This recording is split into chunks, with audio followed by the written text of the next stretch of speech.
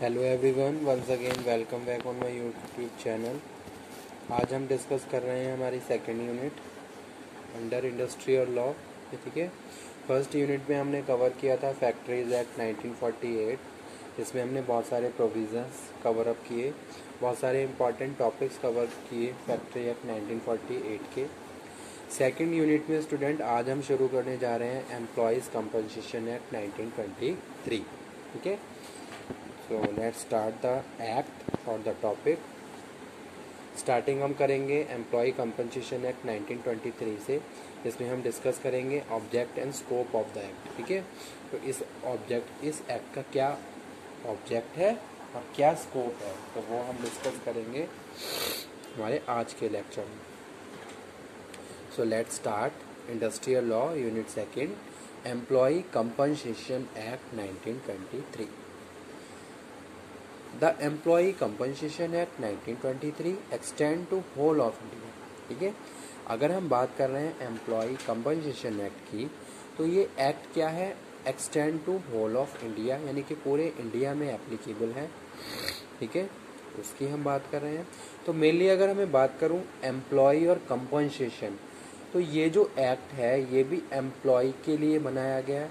ठीक है, एम्प्लॉय को एक तरीके से एम्प्लॉय की सिक्योरिटी के लिए बनाया गया, उसको सोशल सिक्योरिटी के लिए बनाया गया। ठीक है, यानी कि यहाँ पे भी हम क्या कर रहे हैं, हमने कुछ स्पेशल प्रोविज़न्स बनाए गए जो हम अपने एम्प्लॉयज़ के बारे में बात कर रहे हैं, और उनके लिए हमने जो भी प्रोविज़न बनाए हैं वो हम डिस्कस कर रहे हैं। ठीक है, कि भाई आप किस तरीके से एम्प्लॉय को कंपनसेट कर सकते हो एक पर्टिकुलर सिचुएशन में, अगर उसको कोई प्रॉब्लम हुई है या कोई भी उसके साथ इंसिडेंट हुआ है, तो वो यहाँ पे हम बात करेंगे अपने इस एक्ट में, एम्प्लॉयज़ कंपनसेशन एक्ट। ठीक है, यानी कि during the employment, during the working hours, अगर एम्प्लॉय को कोई भी प्रॉब्लम हो रही है, ठीक है, या उसके साथ कोई भी इंसिडेंट हो गया, कोई उसको डिसीज़ हो गया, तो उस केस में कंपनी क्या प्रोविज़न्स हैं और किस तरीके से एम्प्लॉयर उनको कंपनसेट करता है, तो वो हम डिस्कस करेंगे हमारे इस एक्ट में, employ compensation act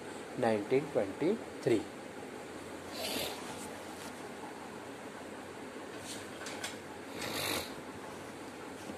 The Employees Compensation Act 1923 extend to whole of India. It came into force 1st of July 1924. It is social security legislation। ठीक है, तो यहाँ पे हम बात कर रहे हैं जो कंपनसेशन एक्ट है वो उसकी शुरुआत 1923 में हुई, लेकिन ये लागू कब हुआ, 1 जुलाई 1924 से इसको लागू कर दिया गया हर। ठीक है, एंड ये क्या है, एक तरीके से सोशल सिक्योरिटी लेजिस्लेशन है, किसके लिए, वर्कर्स के लिए, एम्प्लॉयज़ के लिए। ठीक है, तो वो यहाँ पे हम बात कर रहे हैं।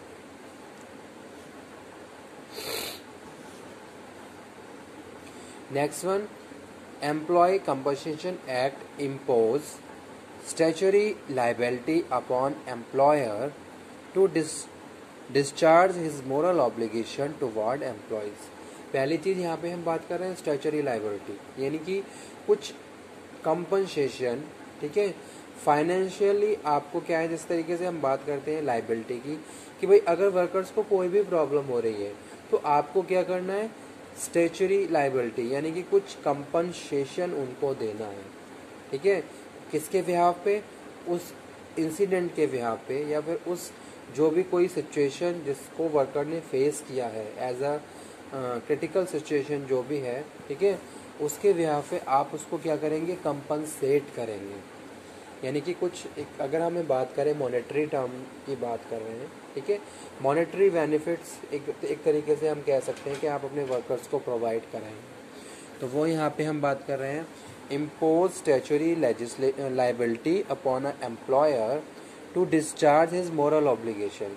यानी कि अगर मेरी ऑर्गेनाइजेशन में बहुत सारे लोग काम कर रहे हैं, तो कुछ मेरी मोरल ड्यूटीज़ भी हैं जो मुझे अपने वर्कर्स के पॉइंट ऑफ व्यू से परफॉर्म करनी है। ठीक है, जैसे वर्कर्स को कोई प्रॉब्लम हो रही है तो मेरी प्राइमरी रिस्पॉन्सिबिलिटी ये भी है कि भाई मैं उनसे काम करवा रहा हूँ तो मुझे उनकी सिक्योरिटी का भी ध्यान रखना है, उनकी सेफ्टी का भी ध्यान रखना है। ठीक है, और उसके साथ साथ अगर उनको कोई प्रॉब्लम हो रही है तो ये मेरी मोरल ड्यूटी बनती है कि मैं उनकी प्रॉब्लम को सॉर्ट आउट करूँ। ठीक है, या फिर उसको उनके बिहाफ, उस प्रॉब्लम के बिहाफ पे उनको कुछ ना कुछ ऐसा बेनिफिट दूँ ताकि उससे उनका कुछ security, as a social security हम बात कर रहे हैं, वो पूरी हो सके। ठीक है, तो वो यहाँ पे हम बात कर रहे हैं discharge his moral obligation toward employees when they suffer from physical disability. ठीक है, यानी कि अगर कोई फिजिकल डिसेबिलिटी हो जाती है, कोई डिसीज़ हो जाता है during the course of employment. ठीक है, यानी कि फैक्ट्री में काम करते हुए उनको कोई भी प्रॉब्लम हो रही है, उनके साथ कोई इंसिडेंट हो गया। ठीक है, जैसे कि आपने देखा होगा कभी कभी फैक्ट्रीज जो होती है वहाँ पे क्या है, वर्कर्स को के साथ कुछ मेजर या कुछ माइनर इंसिडेंट होते रहते हैं कि कभी किसी के साथ, किसी का हैंड में कुछ क्रैकिंग हो गई, या फिर कोई मशीन में किसी के साथ कोई प्रॉब्लम हो गई, या फिर कोई इस तरीके से कोई ना कोई प्रॉब्लम होती रहती है।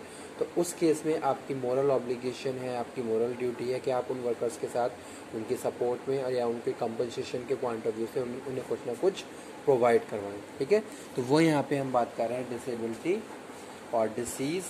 ठीक है, during the course of employment in hazardous working conditions. ठीक है, तो जैसा कि हमने अपनी फैक्ट्री एक्ट 1948 में डिस्कस कर लिया है हैजार्डस प्रोसेस के बारे में।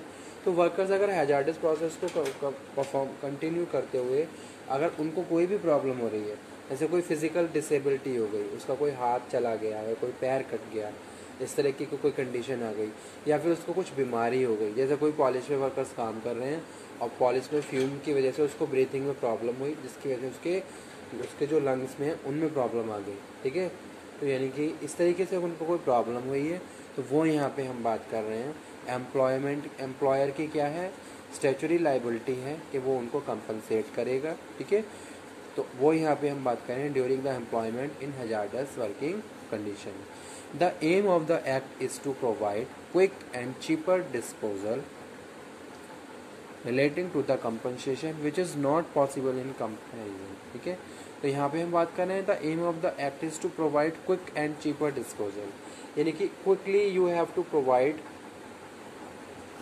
And you have to compensate to your workers who has faced the critical situation, ठीक है, any incident or any disability।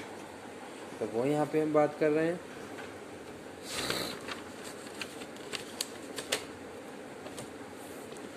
Next student यहाँ पे हम बात कर रहे हैं किसकी, एप्लीकेबल टू और नॉट एप्लीकेबल टू।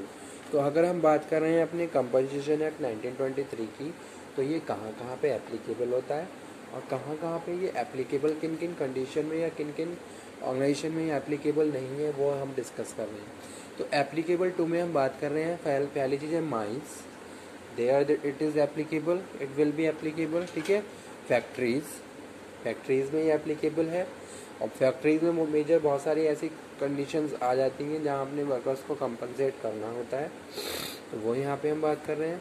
प्लांटेशंस, ठीक है, तो वहाँ पे भी कंपनसेशन का प्रोविज़न रहता है। Transport establishment also provisions of compensation act 1923।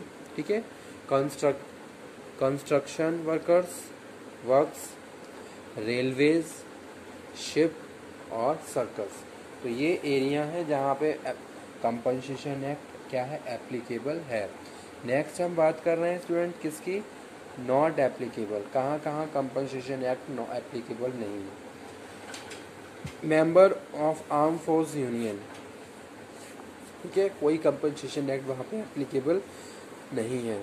Employ cover ESI act 1948, यानी कि जो एम्प्लॉय ESI एक्ट के अंदर बेनिफिटेड हैं या फिर वहाँ पे ऑलरेडी एनरोल है, तो उन लोगों को कंपनसेशन एक्ट का कोई भी प्रोविज़न या कोई भी लाइबिलिटी उन लोगों के लिए हमारी एम्प्लॉयर की नहीं बनती। ठीक है, जो ऑलरेडी ESI एक्ट में बेनिफिट्स ले रहे हैं। तो ESI क्या है, एम्प्लॉय स्टेट इंश्योरेंस एक्ट है, यानी कि medical facility you have to provide to your workers. तो इस तरीके की कोई भी प्रैक्टिसेस ESI, अगर कोई ESI से ऑलरेडी रजिस्टर है तो उन वर्कर्स को एम्प्लॉय कंपनसेशन एक्ट एप्लीकेबल नहीं है। ठीक है, वो यहाँ पे हम बात कर रहे हैं employees covered by ESI act 1948, dependent benefits available. ठीक है, वो यहाँ पे हम बात कर रहे हैं। उसके बाद नेक्स्ट वन हम बात कर रहे हैं कैजुअल वर्कर्स, कोई ये कंपनसेशन नहीं, ठीक है। जैसे कि वर्कर्स आपके ऑर्गेनाइजेशन में कैजुअली काम कर रहे हैं, परमानेंट वर्कर नहीं है, या फिर क्या है वर्कर्स क्या है ऑफ रोल वर्कर्स काम कर रहे हैं, ठीक है। या फिर क्या है सडन आपने क्या करा एक किसी दिन आपके पास ज़्यादा यूनिट प्रोडक्शन है, तो आपने क्या करा कुछ लेबर्स को 1-2 दिन के लिए बुला लिया, ठीक है। तो वो क्या है एक एज अ कैजुअल वर्कर्स वहाँ पे काम कर रहे हैं।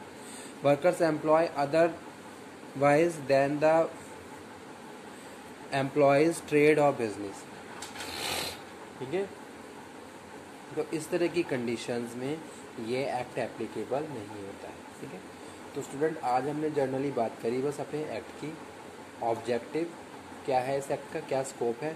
तो मेन ऑब्जेक्टिव ये है कि अगर हमारे वर्कर्स हमारी ऑर्गेनाइजेशन में वर्कर्स काम कर रहे हैं, उनके साथ कोई भी फिजिकल डिसेबिलिटी होती है, कोई डिसीज़ होता है, तो ये क्या है स्टैट्यूटरी लायबिलिटी है एम्प्लॉयर की कि भाई वो उनको कंपनसेट करे उस पर्टिकुलर सिचुएशन में, ठीक है, ताकि हमारे वर्कर्स को कुछ सोशल सिक्योरिटी मिल सके। तो वो यहाँ पे हम बात कर रहे थे किसमें, एम्प्लॉय कंपनसेशन एक्ट 1923 जो 1 जुलाई 1924 को एग्जिस्टेंस में आया। और उसके बाद ये क्या है पूरे इंडिया में एप्लीकेबल है, लेकिन ये कुछ ऐसे एरिया हैं जहाँ एप्लीकेबल नहीं है, जैसे कि मैंने बात करी आर्म फोर्स की, ठीक है, या फिर जो वर्कर्स ऑलरेडी ESI में बाउंडेड हैं, रजिस्टर हैं, वहाँ पे कंपनसेशन एक्ट का कोई भी प्रोविज़न फॉलो नहीं होता है। तो वो यहाँ पे हम बात कर रहे हैं, यानी कि जो मेन जो हमारा ऑब्जेक्टिव है वो क्या है वर्कर्स के लिए, यानी कि जो भी एम्प्लॉयज़ हमारे ऑर्गेनाइजेशन में काम कर रहे हैं हमें उन्हें कंपनसेट करना है एक पर्टिकुलर सिचुएशन में। अगर उनके साथ कोई भी फिज़िकल डिसेबिलिटी हो जाती है, उनको कोई डिसीज़ हो जाता है during employment in the organisation, यानी कि अगर वो हैजार्डस प्रोसेस में कोई फंक्शन परफॉर्म कर रहे हैं और वहाँ पे कोई प्रॉब्लम हो रही है, in that case there is a liability of the employer to provide the statutory benefit to your या फिर monetary benefit to the workers, ठीक है। तो वो यहाँ पे हम बात कर रहे हैं। तो आज के लिए इतना ही, थैंक यू वेरी मच।